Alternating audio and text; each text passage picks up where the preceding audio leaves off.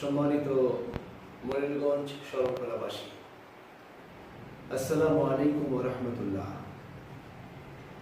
সবাইকে জানাচ্ছি পবিত্র ঈদুল আজহার শুভেচ্ছা। ঈদ মুবারক।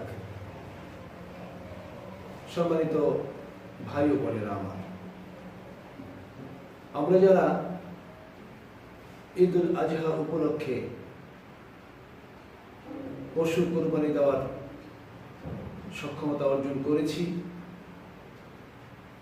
আসুন আমরা আমাদের কোরবানির দরিদ্রদের অংশ আলাদা করে নিজ নিজ মহল্লায় যে সকল মানুষেরা কোরবানি দিতে পারছে না, আমরা তালিকা করে সকলের সম্মিলিত অংশ থেকে তাদের কাছে তাদের অধিকার পৌঁছে দিই।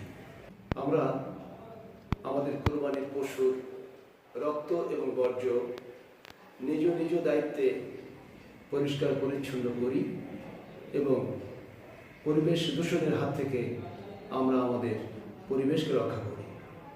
সবাই ভালো থাকুন, সুস্থ থাকুন। ঈদ মোবারক।